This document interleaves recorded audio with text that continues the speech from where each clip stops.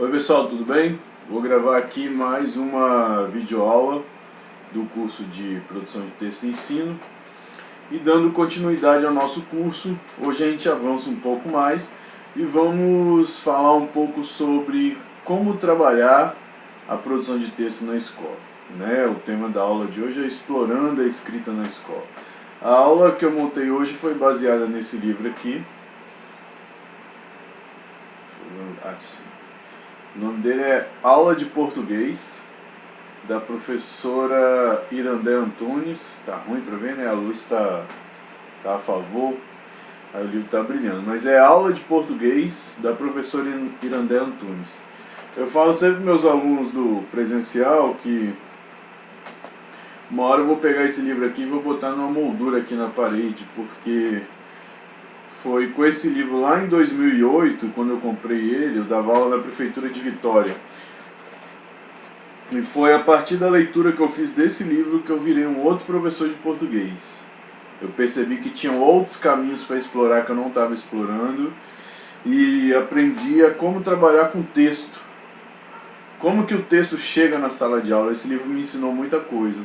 Seria interessante vocês comprarem e terem acesso a ele para poder ler também.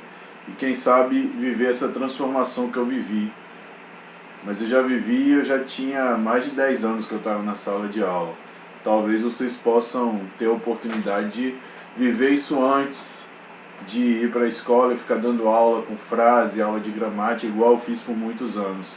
Então seria interessante a leitura desse e de outros também, mas esse livro aqui, ele é muito bom, ele é muito importante para a nossa formação. Tá? Então vamos começar a aula de hoje. Deixa eu mudar o quadro aqui. Acho que é esse aqui. Não é esse, é esse, André. Aí. Então o tema da aula de hoje é Explorando a Escrita na Escola. E como eu já mostrei o livro, a aula foi baseada no capítulo do livro Aula de Português, de Irandé Antunes. O capítulo se chama Assumindo a Dimensão Interacional da Linguagem. Então a professora Irandé vai mostrar pra gente nesse capítulo, como que você explora os 3 pilares do ensino de língua portuguesa na escola, que é o ensino da gramática, o ensino do texto e o ensino da leitura. Então ela vem com implicações pedagógicas, ela faz toda uma teorização sobre o que é ensinar a leitura, o que é ensinar o texto, a produção de texto, o que é ensinar a gramática, e para cada um desses tópicos ela mostra assim, a partir dessa perspectiva que eu estou apresentando para vocês, essas são as implicações pedagógicas. É esse caminho que você tem que seguir. Por isso que é um texto muito interessante. Então eu separei e botei lá na sala para vocês esse trecho que ela fala explorando a escrita na escola. Então eu vou gravar essa videoaula agora e seria interessante que vocês lessem.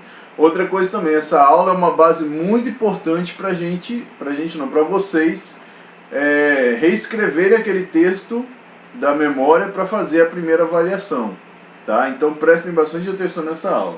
Então vamos começar aqui. Então ela já inicia o capítulo dizendo que a escrita, como toda atividade interativa, implica uma relação cooperativa entre 2 ou mais pessoas. Então aqui mais uma vez a gente volta naquela nossa primeira aula de concepções de linguagem.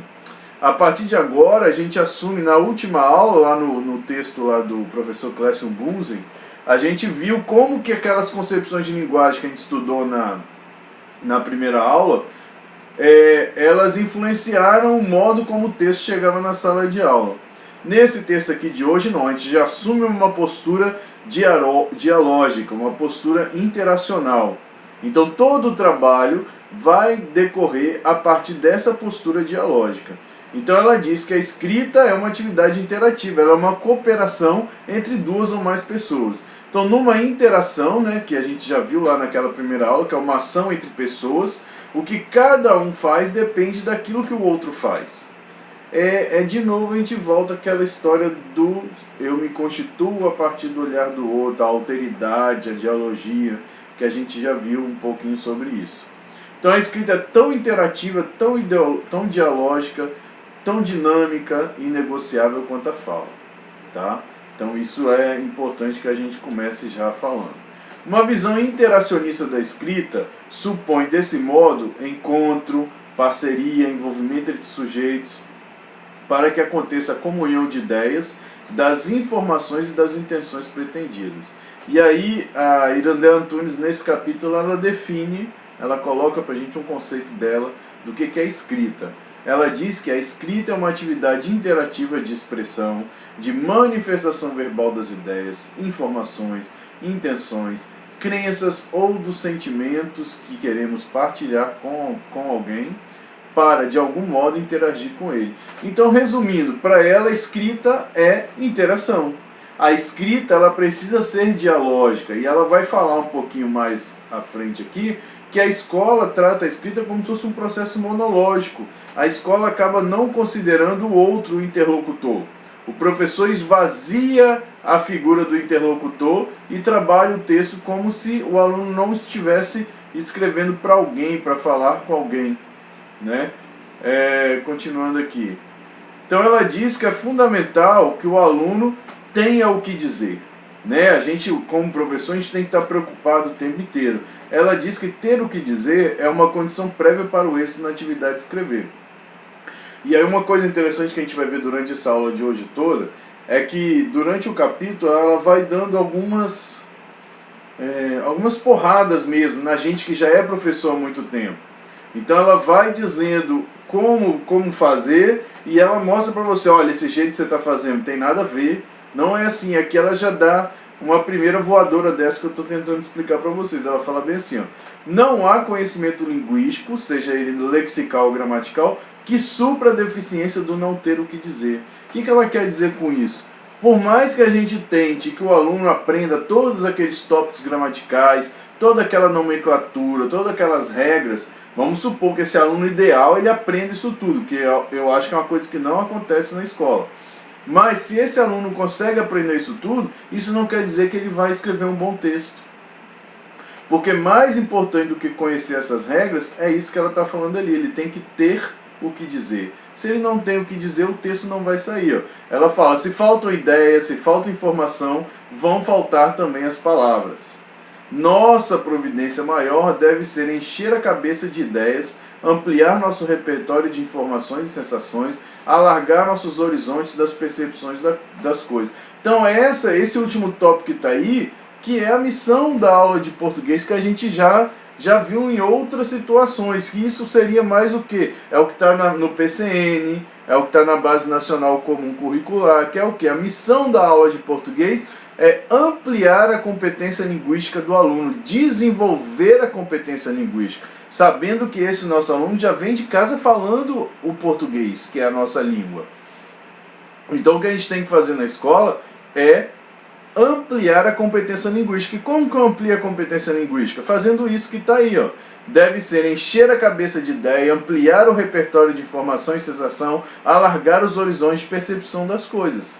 Isso nada mais é do que ampliar a competência linguística. Então o aluno não vai para a escola para ficar aprendendo gramática, ele vai para a escola para ampliar, desenvolver essa competência linguística que ele precisa ter.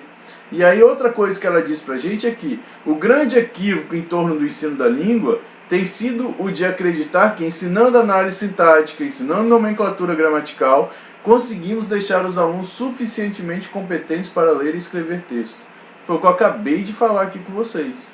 Não é fazendo isso que está marcado em vermelho, não vai ser garantia de sucesso na escrita dos textos. Não adianta a gente sonhar com isso, que o nosso aluno não vai escrever porque ele conhece as regras da gramática. Ele só vai ter uma escrita consistente se a gente contempla essa missão de ampliar o conhecimento linguístico dele, senão não vai rolar. Então ela diz que na escola, essa visão interacionista da escrita supõe que existe um outro, o tu, com quem dividimos o momento da escrita. Então olha só, a partir do momento que a gente assume a escrita, ou a concepção de linguagem como a linguagem como interação, surge também nessas atividades escolares esse tu. Quem é esse tu? Quem é esse outro? É o nosso interlocutor. É para quem o nosso texto vai ser dirigido. Então, embora esse sujeito, que é o tu, não esteja presente fisicamente no momento da escrita, é imprescindível que ele seja levado em conta em cada momento. O que Antunes quer dizer com isso?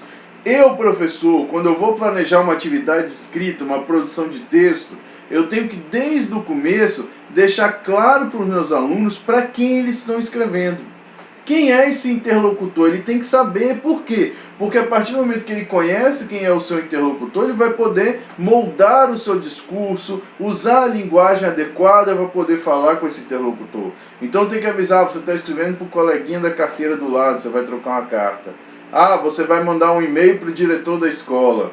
Ah, nós vamos escrever um abaixo-assinado que os moradores do bairro vão ler e vão assinar e depois a gente vai encaminhar para a prefeitura. Ah, a gente vai escrever uma notícia que vai para uma carta do leitor que eu vou mandar para o jornal tal. Então, o aluno, a partir dessa concepção interacionista, ele precisa estar ciente todo o tempo, durante a produção de texto, quem é o seu interlocutor. É obrigação do professor fazer isso, dar essa informação para o aluno.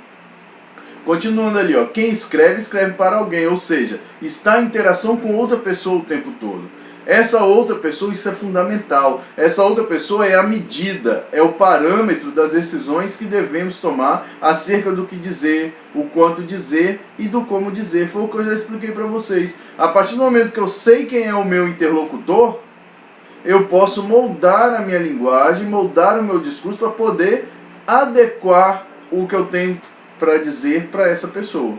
Então, a primeira coisa da aula de hoje vocês têm que colocar na cabeça, né? Partindo do pressuposto que a linguagem ela é dialógica, ela é interacional, a minha aula de produção de texto, o aluno sempre tem que saber quem é o outro. O meu aluno tem que estar sempre informado quem é o seu interlocutor, ele precisa saber. Então, escrever sem saber para quem é uma tarefa difícil, dolorosa e ineficaz, pois falta a referência do outro, a quem todo o texto deve adequar-se. É tudo isso que eu estou falando com vocês. Então, sem o outro, do outro lado da linha, não há linguagem.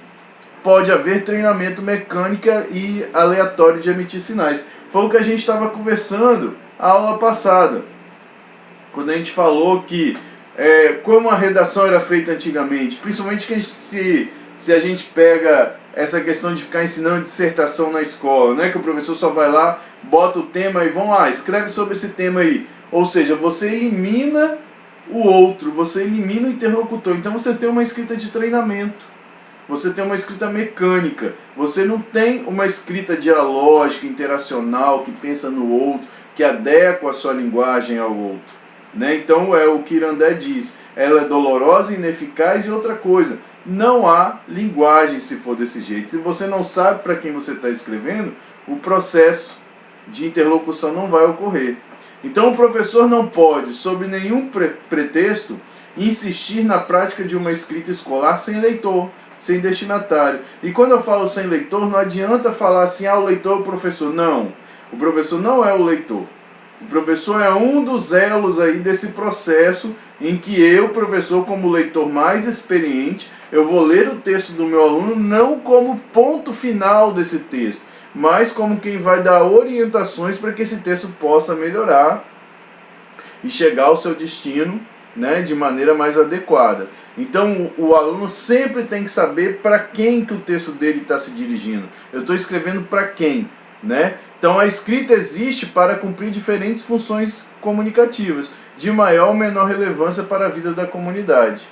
Então toda escrita responde a um propósito funcional qualquer, isto é, possibilita a realização de alguma atividade sociocomunicativa entre as pessoas e está em relação com os diversos contextos sociais em que as pessoas atuam. Isso aqui é aquela teoria do gênero que a gente estudou, né? Que os gêneros eles emergem das nossas necessidades sociais, cotidianas, e toda vez que eu preciso falar alguma coisa com alguém, eu faço isso via gênero textual. Então nunca dizemos nada oralmente ou por escrito que não tenha consequência.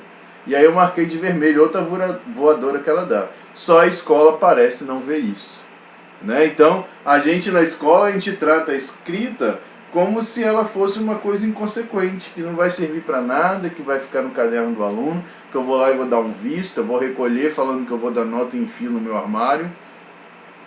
Então a gente, essa nova geração de professores que a gente está formando tem que estar preparado para quebrar, para romper esse paradigma. A gente não pode continuar tratando o texto na escola nesse isolamento, dessa forma hermética, que é um texto inútil, é um texto sem vida, é um texto que não circula. Então, socialmente, não existe escrito para nada, para não dizer, para não ser um ato de linguagem. Ninguém escreve para nada. Escrever é um trabalho, gente. Escrever é um processo doloroso às vezes. Para nada, para o professor botar um visto, ou um professor dar uma nota sem nem ler o texto que o aluno escreveu. A escrita na escola ela tem que ter funcionalidade. Daqui a pouquinho eu vou falar sobre isso, mas só adiantando, no nosso planejamento, quando eu começo a minha aula de produção de texto com o aluno, desde a minha primeira aula eu tenho que mostrar todo esse meu planejamento para ele. Você está escrevendo para quê, para quem, o que a gente vai fazer com esse texto. Ele tem o direito de ser informado disso aí. Então a Irandé coloca lá, ó, uma escrita uniforme que desconsidera o outro, que não tem o que dizer, corresponde a uma escrita sem função, artificial, mecânica, inexpressiva, descontextualizada, convertida em puro treino e exercício escolar, que não estimula nem fascina ninguém, pois se esgota nos reduzidos limites das próprias paredes escolares. E isso que está escrito aqui é o que muitos de vocês colocaram como exemplos lá nas memórias. Esse tipo de atividades, a escrita sem função, artificial, mecânica, inexpressiva, descontextualizada, puro treino e exercício. Isso vocês colocaram lá.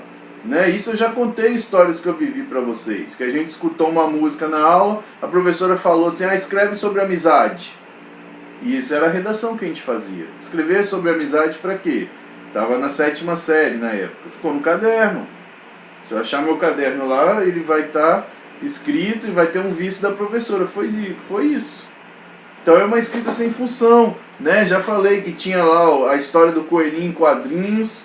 Eu tinha que escrever uma narrativa sobre aquele quadrinho que estava lá. Outro exemplo de escrita artificial sem função. Então o ensino de texto na escola, até hoje, muita gente trabalha a produção de texto assim, como se fosse para ocupar um tempo. Né? Me perdoem os professores, mas fica parecendo assim, hoje eu não quero ficar falando muito, vou passar uma redação. Então vai lá no quadro, coloca um tema ou conta uma história e manda os alunos continuarem. Então é uma escrita sem função, a gente precisa acabar com isso. Isso já era para ter acabado.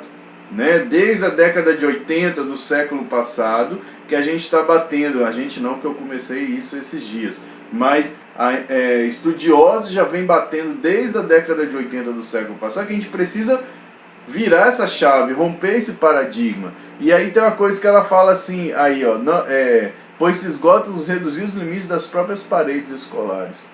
Eu vou dizer para vocês que nem na parede da escola vai, né? É uma metáfora que ela fez aí, mas o que eu quero dizer é o seguinte, se o texto do aluno fosse pelo menos para a parede da escola, para que outro aluno, outro professor, ou o servente da escola, a cozinheira da escola pudesse parar e ler aquele texto, já estava valendo de alguma coisa, o texto já ia ganhar alguma função.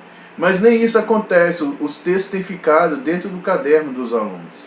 E a partir dali não é feito mais nada. Então produzir um texto escrito não é uma tarefa que implica apenas o ato de escrever. E isso é outra lição fundamental que esse capítulo do livro vai trazer para a gente. E que a gente precisa abrir a cabeça para esses tópicos que estão aqui agora. Não começa, portanto, quando tomamos nas mãos o papel e o lápis. Supõe, ao contrário, várias etapas interdependentes e intercomplementares. Então aqui, Irandé bate com o que eu já disse para vocês nas aulas passadas. A escrita ela é um processo. A produção de texto na escola precisa ser encarada como processo, e não mais como escreva sobre isso. Não, é um processo. E esse processo prevê o quê? Ela coloca aí 4 tópicos, ó. Planejamento, escrita, revisão e reescrita. O que seria isso? O planejamento a gente pode ver por 2 ângulos, que eu vou explicar para vocês, que é o meu entendimento. Eu posso pensar a palavra planejamento como planejamento do professor, quando vai planejar todo o projeto de produção de texto, né? Esse projeto de produção de texto a gente pode ter 2 caminhos. Ou a gente vai pelo caminho da ficcionalidade, como diz o Neoli, que a gente vai estudar mais à frente. Ou seja, eu imagino, eu crio toda uma situação de produção. Ou eu posso ir pelo caminho do que o letramento indica, que é a melhor forma, da prática social. onde eu observo o entorno da escola, a comunidade que a gente está inserida, ou até mesmo dentro, o interior da escola, eu observo práticas que acontecem ali dentro, e a partir dessas práticas eu proponho produções de texto. Então, esse primeiro planejamento seria a atitude docente, né, a atitude do professor em planejar a situação de comunicação para que a produção de texto aconteça. Mas também o planejamento pode ser uma atitude do aluno. A partir do momento que o professor trabalha o gênero, mostra a situação de comunicação, o aluno vai primeiro planejar o seu texto. Também pode ser isso. Depois vem a tarefa da escrita, que é uma escrita que a gente vai ver daqui a pouco. A gente tem que mostrar para o nosso aluno que essa primeira escrita é uma escrita provisória, em que ele vai voltar esse texto depois e vai reescrevê-lo. Então a escrita não é um produto final, ela é um processo, e essa primeira escrita inspirativa, ela é provisória. Depois ele vai passar por um processo mais de racionalização e fazer a reescrita. Depois vem a revisão, que aí é a função do professor, fazer a correção, né, fazer os apontamentos, não só apontamentos gramaticais, de ortografia, mas os apontamentos da macro e da microestrutura do texto, da superfície do texto e do interior do texto também. A gente tem que observar tudo isso. Mais para frente nessa disciplina, a gente vai ter uma aula sobre correção de textos, como corrigir texto na escola. E isso vai ficar bem claro, que a correção ela tem que ir muito além dos aspectos ortográficos e gramaticais. E por último, o processo de reescrita, que lá na frente a gente vai ter uma aula só sobre reescrita também, da importância da reescrita. Então, para Antunes, ela destaca esses 4 pontos para mostrar para a gente que a escrita na escola tem que ser um processo. Eu botei aí que eu acrescento um 5º ponto, que é a circulação. O que é a circulação? Eu planejei o texto, mostrei a situação de comunicação para o meu aluno escreveu, eu corrigi, ele reescreveu, o texto ficou bacana. O que a gente vai fazer com esse texto agora? A gente vai circular. O que é circular? É dar uma função social para esse texto. É fazer ele ter sentido dentro do contexto da sociedade que a gente está inserido. Então, escrever uma carta do leitor, vai circular, vamos mandar para o jornal para ser publicado. Escrever uma crônica, vamos lançar um livro de crônicas. Fez um abaixo-assinado, vamos para a comunidade para o pessoal assinar. Então isso que é a circulação do texto. É quando eu pego esse gênero que foi produzido e coloco ele no seu suporte. Faço com que os outros que estão na escola, que estão na comunidade, que estão na sociedade, vão participar na leitura desse texto, vão participar como os interlocutores. Por isso que desde o princípio, lá no meu planejamento, eu tenho que deixar claro para o meu aluno para quem ele está escrevendo.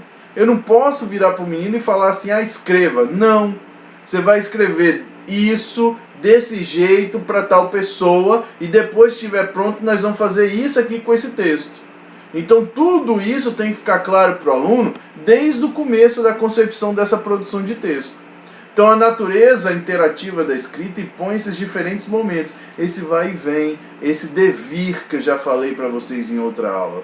Se a gente encara a produção de texto como um processo, esse texto produzido ele vai e vem o tempo inteiro, né? Cada um implicando análise de diferentes decisões de alguém que é sujeito, que é autor, de um dizer e de um fazer. Para o outro ou outros sujeitos, também ativos e cooperantes. Aqui essa parte ativos e cooperantes volta naquele conceito que a gente falou da atitude responsiva ativa, né, de Bakhtin, em que nós, como os interlocutores, nós temos que nos assumir nessa postura responsiva e ativa. O que é isso? Quando eu escrevo ou quando eu falo, eu estou comprometido em me fazer entender. Eu assumo a responsabilidade de falar, de dizer o que eu tenho para dizer, da melhor forma possível para que você, meu interlocutor, me entenda. E ao mesmo tempo, você, meu interlocutor, também assume essa responsabilidade de se esforçar para entender tudo que eu tenho a dizer para você. Então essa é a atitude responsiva ativa que une os dois interlocutores nesse processo dialógico, nesse processo de interlocução. E aí a Antunes, a Irandela, vem e faz esse quadro lá no capítulo, que eu tirei uma foto e botei aqui para vocês. O que esse quadro quer dizer? São essas etapas que ela diz: planejar, escrever, reescrever. Ela diz o que tem que ser feito pelo professor e pelo aluno nessas etapas. Vamos fazer uma lida rápida aqui. Então, na etapa do planejar, né? É a etapa para o sujeito fazer o quê? Ampliar o seu repertório, delimitar o tema e escolher o ponto de vista a ser tratado, eleger o objetivo, a finalidade com que vai escrever, escolher os critérios de ordenação das ideias, das informações, prever as condições dos possíveis leitores, considerar a situação em que o texto vai circular, decidir quanto as estratégias textuais que podem deixar o texto adequado à situação e estar seguro quanto ao que pretende dizer. Isso foi o que eu já disse para vocês anteriormente. Né? O que é planejar? É o que eu acabei de falar, envolve tanto a atividade do professor e do aluno. O professor planeja toda a situação que vai ser simulada na escola e o aluno planeja o seu texto, o que ele tem a dizer e de que forma que ele vai dizer. Aí vem a etapa do escrever. O que o sujeito faz na hora de escrever?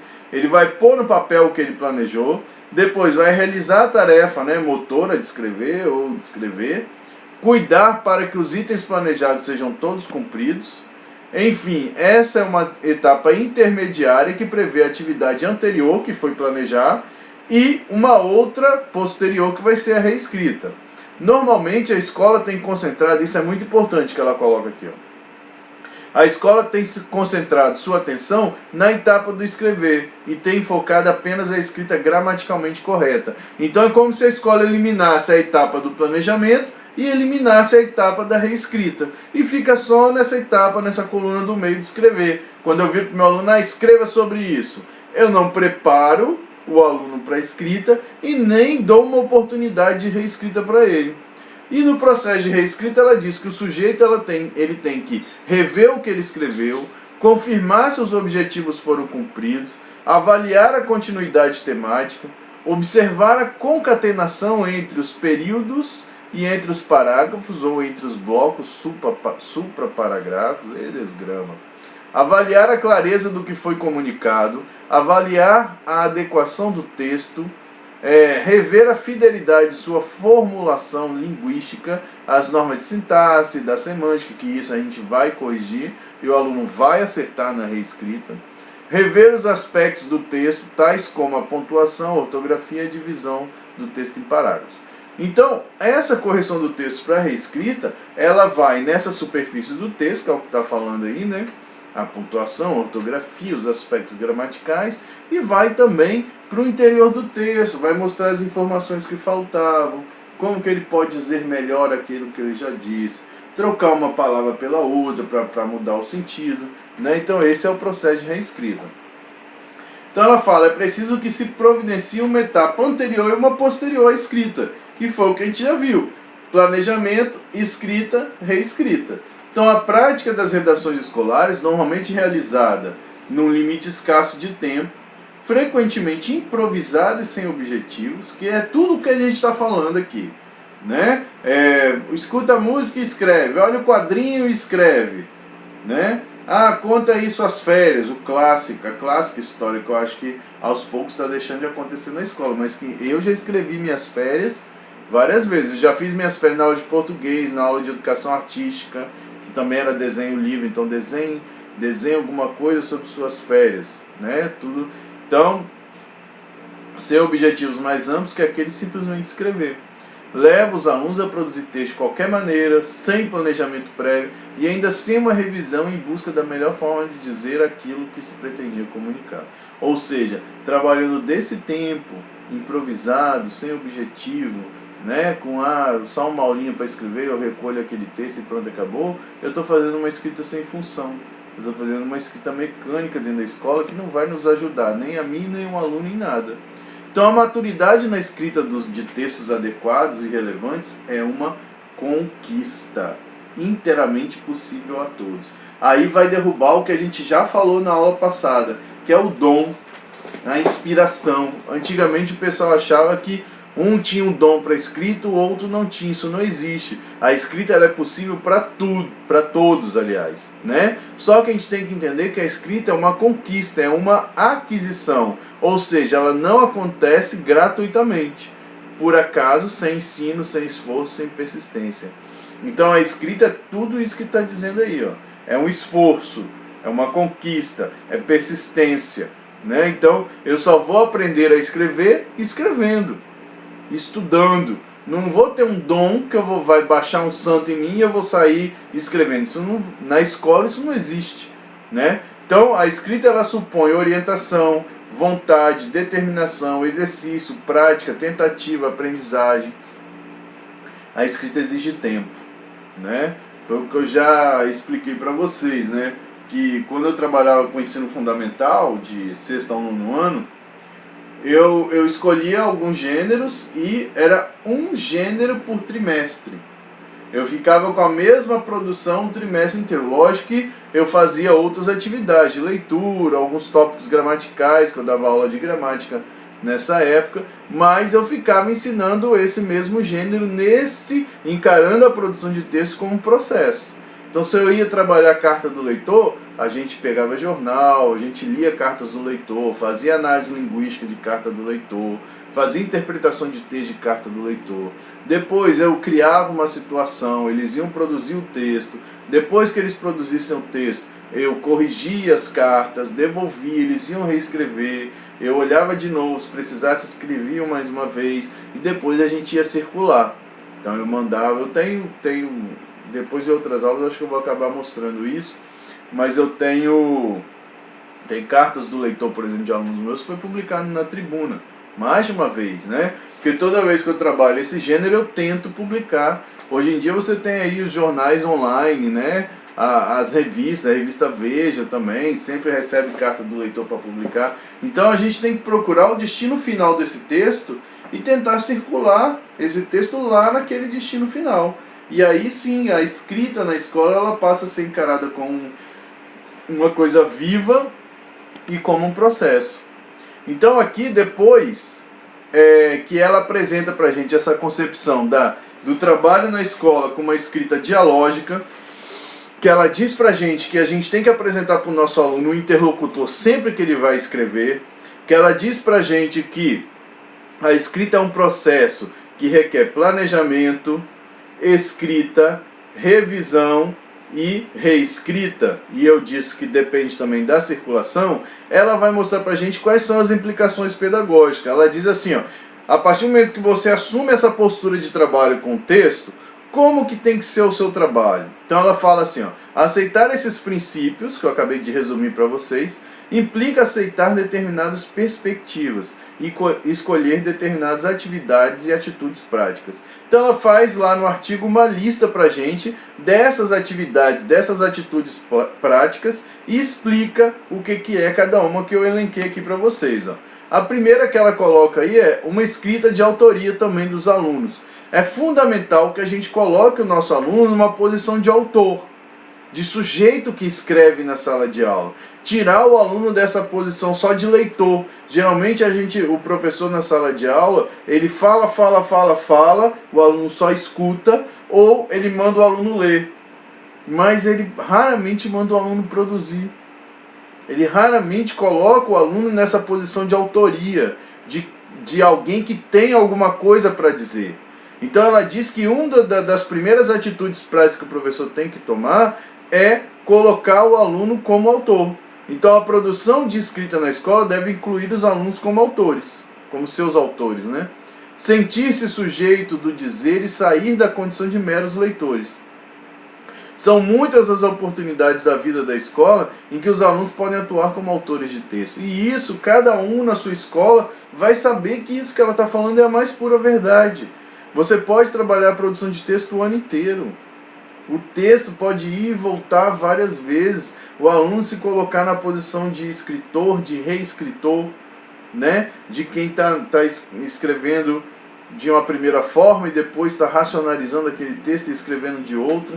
Então colocar o aluno na posição de exercitar a participação social pela escrita.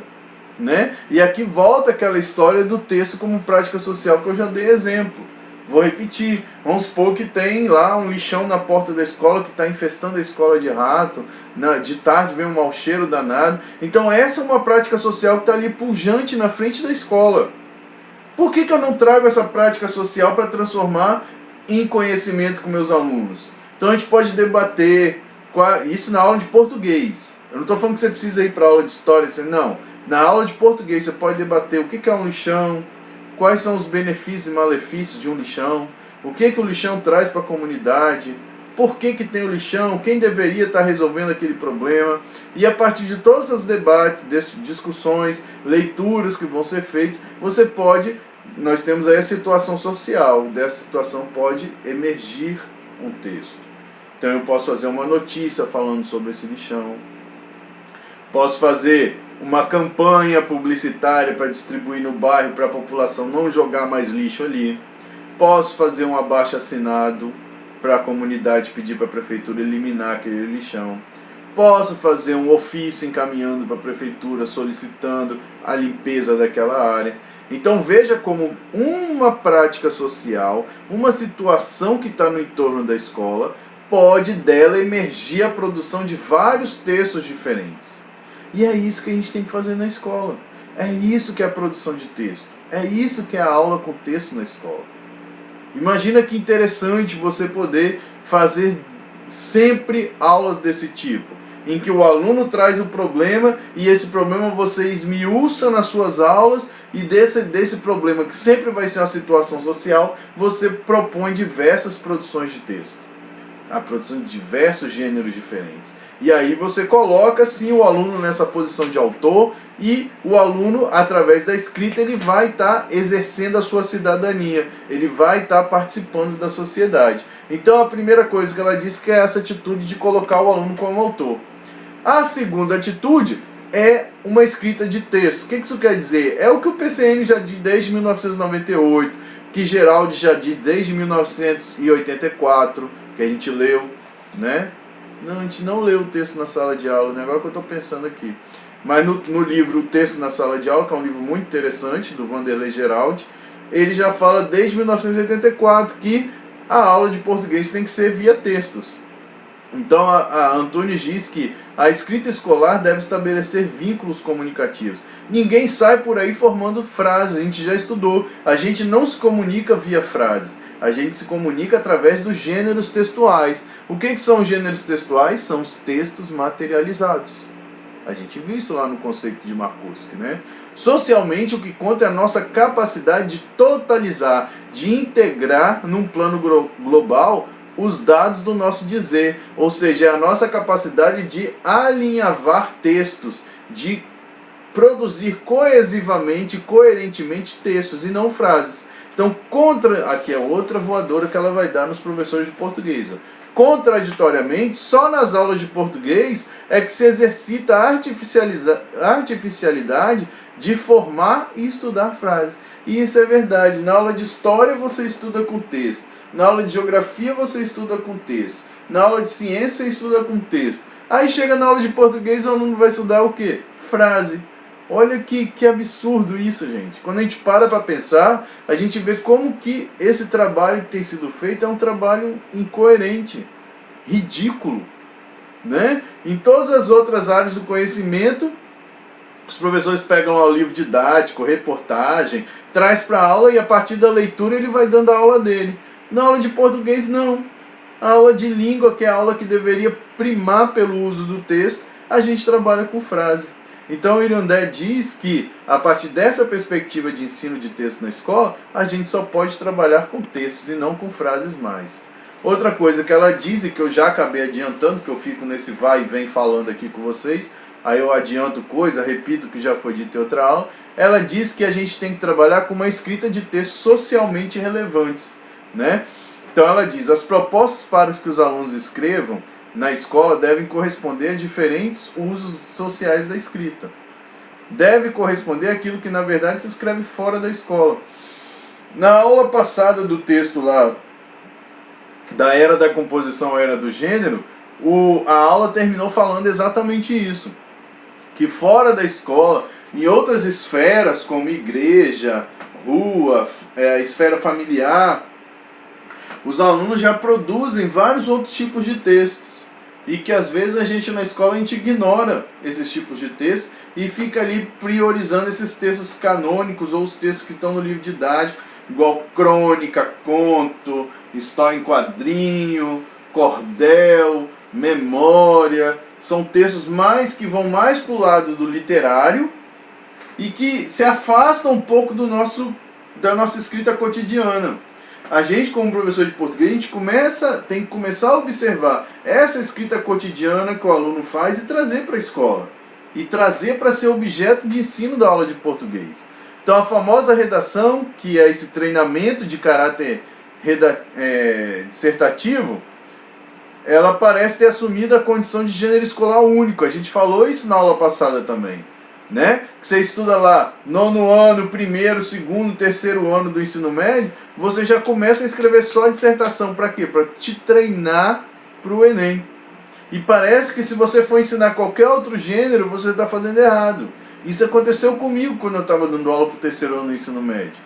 Né? Eu marquei com eles, eu tive que fazer a seguinte proposta. Eles estudavam à tarde. Então toda quinta de manhã eu vou dar aula só de dissertação. E à tarde, na minha aula de português, a gente vai estudar outros gêneros.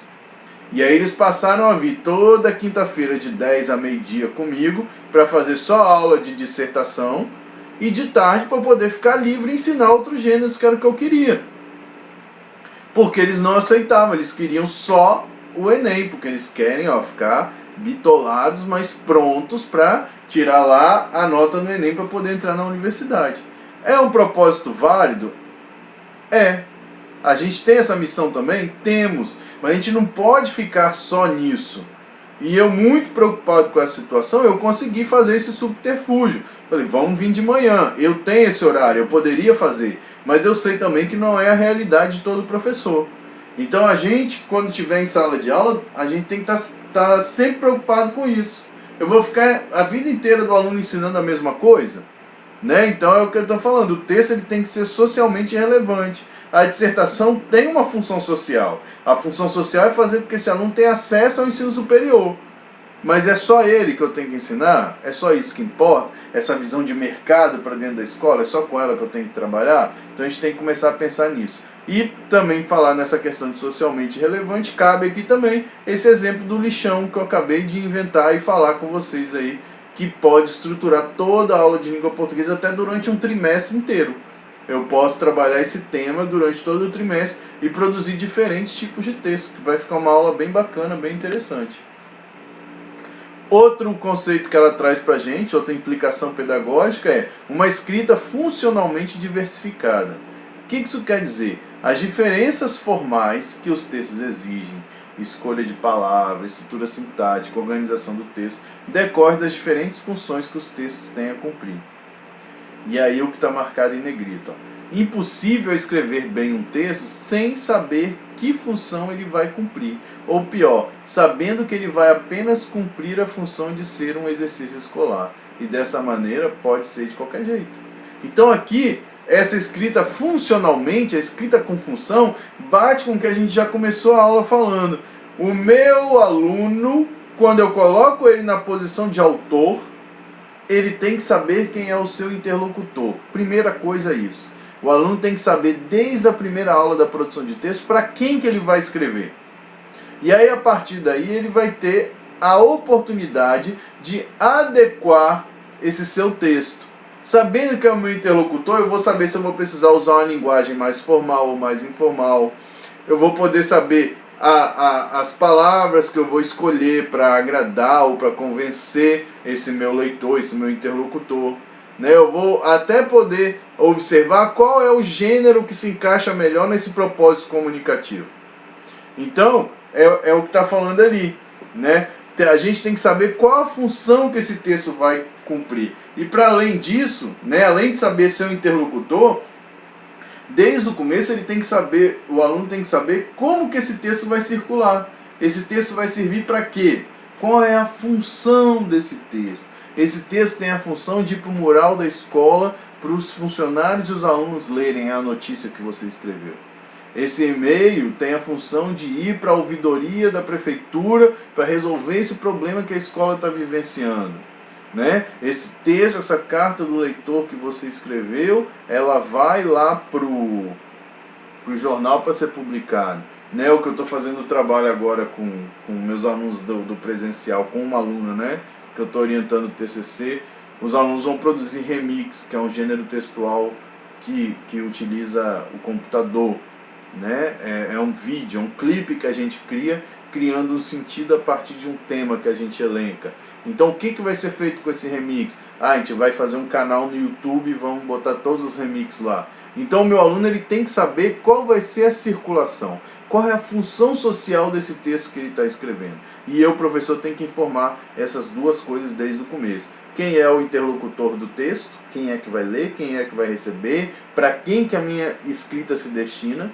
E a segunda coisa, o que nós vamos fazer com esse texto? Como que ele vai circular na sociedade? Outra coisa que ela diz que a escrita de texto que tem leitores, que é o que eu estou falando desde o começo. Ó. Os textos dos alunos devem ter leitores, devem dirigir-se a alguém concreto.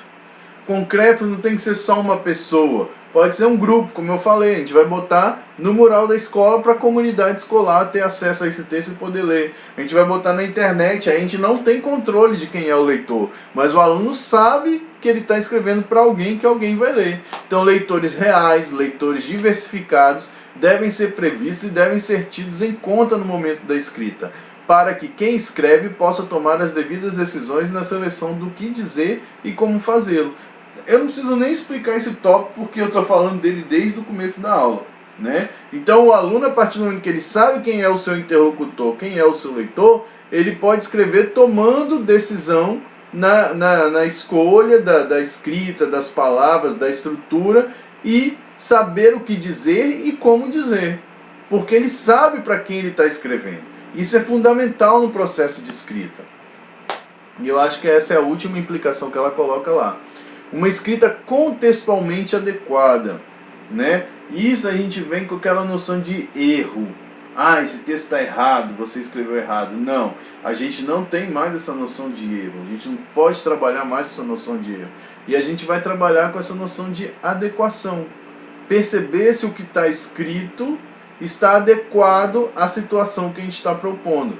Então, nessa perspectiva, o bom texto não será obrigatoriamente o texto, veja que está entre aspas, correto, mas, inevitavelmente, o texto adequado à situação em que se insere o evento comunicativo. E isso implica até a escolha do gênero. Né? Eu não posso, por exemplo, resolver o problema do lixão lá com uma poesia, por exemplo. Vocês conseguem perceber? Dessa prática social, nessa esfera comunicativa, o gênero poesia não se encaixa, o gênero poema não se encaixa. Ele não faz parte desse repertório. Né? Então a minha escrita tem que se adequar ao propósito comunicativo. Não é a gramática, outra coisa que Irandé vem bater na gente. Ó. Não é a gramática que vai dizer se o texto está bom ou não. O professor ele tem que ir muito além dos aspectos gramaticais de texto. São as regras sociais presentes no espaço de circulação do texto que definem a sua qualidade. Então tem faltado, presta atenção nesse tá de preto mais forte aí, tem faltado ao professor esse olhar para as situações de uso da língua. Tem sobrado olhar para o que a gramática prescreve. Muitas vezes, e eu estou falando isso porque eu já fiz isso e eu já disse para vocês, peguei texto de aluno meu e fiquei só riscando os problemas gramaticais. E além de riscar, eu ia lá e eu mesmo resolvia. Não dava nem a oportunidade de o aluno olhar, poxa, o que será que eu errei aqui? Como é que eu conserto isso? Não, eu já dava pronto para ele. Né? Então, eu era um professor que só tinha olhar para o que a gramática prescrevia. E não sabia, não fazia questão de olhar o texto como um todo. Um texto na sua totalidade. Olhar o que o aluno quis dizer, que sentido que ele quis colocar, como que a gente poderia dizer aquilo de outra forma, de uma maneira mais interessante, mais adequada ao propósito comunicativo. Então a gente, como professor, quando vai revisar o texto do aluno, a gente precisa ter esse olhar mais apurado, esse olhar mais atento para o texto, que vai muito além desses aspectos gramaticais aí que às vezes a gente está acostumado a ver. Ah não, ainda tem mais uma outra implicação. Uma escrita metodologicamente ajustada. Os alunos precisam de um bom planejamento do tempo e condições para construir os seus textos. O texto precisa ser planejado, escrito, revisado e eu acrescentei, e circulado, que são as etapas que a gente já viu aqui hoje. O ideal é que se crie com os alunos a prática do planejamento, do rascunho e das revisões. Isso é muito importante, ó. De maneira que eles passem a encarar o seu primeiro texto como uma produção provisória e passem a ver como coisa natural a experiência de fazer e refazer os textos. Isso eu vivi na pele. Né? A primeira vez que você chega na sala lá, eu lembro muito da quinta série que eu dava aula nessa época, eu estava lendo esse livro, que eu aprendi a trabalhar desse jeito. Você chega lá com o texto corrigido e você explica, ó, vocês vão ler, eu fiz anotação nos textos de vocês, vocês vão pegar outra folha de papel e, olhando o que você escreveu, olhando as observações que eu fiz no seu texto, você vai reescrever o seu texto. Aí começa, ah não, pô, já escrevi, vou escrever de novo, pra que escrever de novo? E aí vem toda uma tarefa de muita paciência, que é uma coisa que eu não tenho muito, confesso pra vocês, mas a gente tem que fazer um esforço, né? Aquela tarefa de paciência, de explicar, de conscientizar, até que isso se torne uma coisa natural, que foi o que aconteceu, porque eles entram nessa engrenagem de reescrever os textos, que para eles já torna uma prática corriqueira. A partir do momento que eu escrevo, que eu entrego o texto, eles já sabem que eles têm que reescrever os textos. Então, na aula de português, no trabalho com produção de texto, a gente tem que fazer com que nossas turmas elas já estejam preparadas,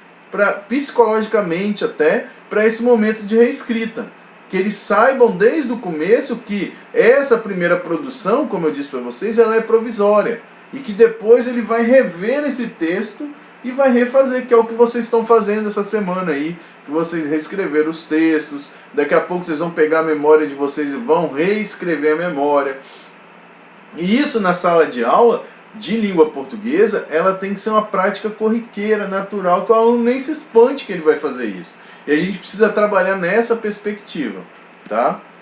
E aí aqui eu botei uma citação que está nesse capítulo, que foi o que me ensinou a como trabalhar a produção de texto. Depois de tudo que eu li, né? Como que eu fiz para criar essa minha sistematização, que eu falei para vocês, que eu trabalhava um gênero por trimestre. Então vamos supor que eu fosse com esses alunos sexto, sétimo, oitavo, nono ano.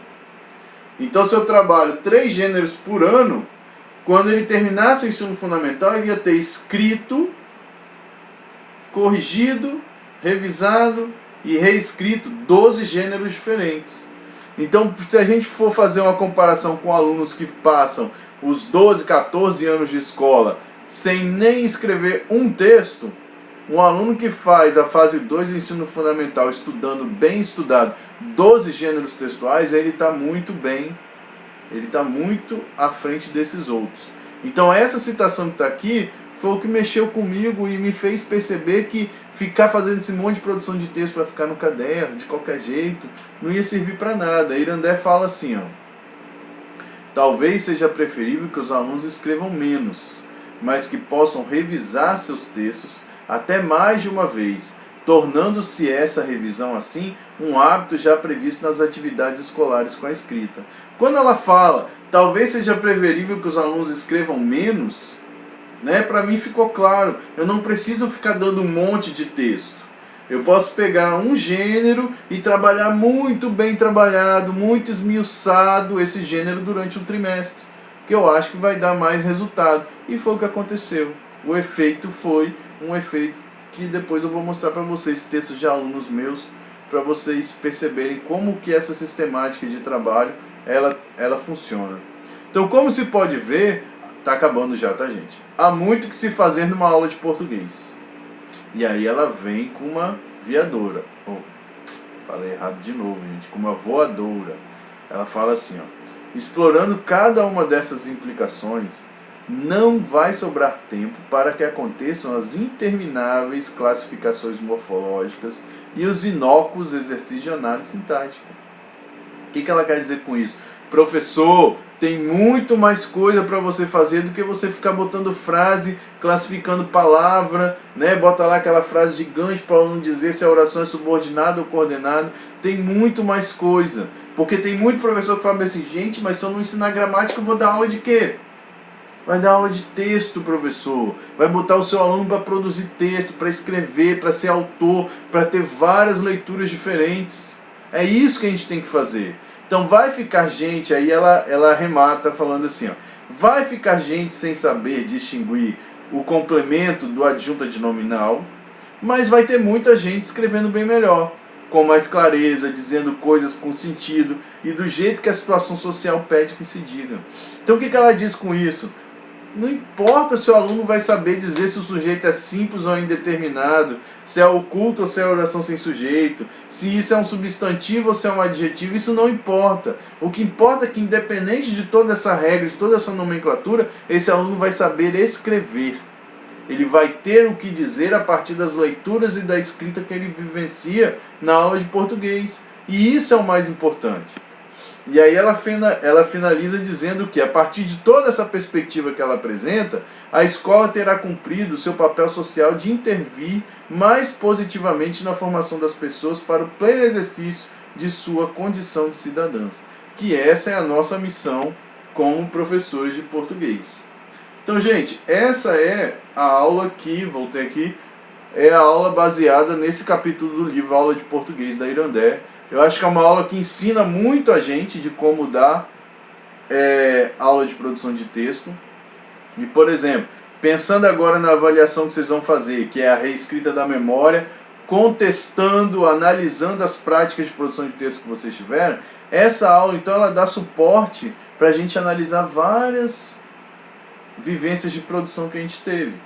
Então eu peço a vocês que assistam essa videoaula completa, né? Quem chegou e está me ouvindo aqui é porque assistiu, é até uma besteira eu falar isso agora, tinha que ter falado no começo, e que vocês leiam o texto que está lá na sala, porque é a partir do texto e da videoaula que a gente vai fazer essa avaliação. Mas a minha preocupação com vocês aqui não é só a avaliação, é o aprendizado. Eu tenho certeza que essa aula, como as outras, né? Mas essa começa a fazer um desenho mais claro na mente da gente de como trabalhar a produção de texto na escola, né? Então hoje era isso que eu tenho para dizer. Eu vou finalizar porque essa aula já está dando quase 1 hora. Obrigado pela companhia de vocês estarem assistindo. Um abraço e até a próxima aula. Valeu, pessoal!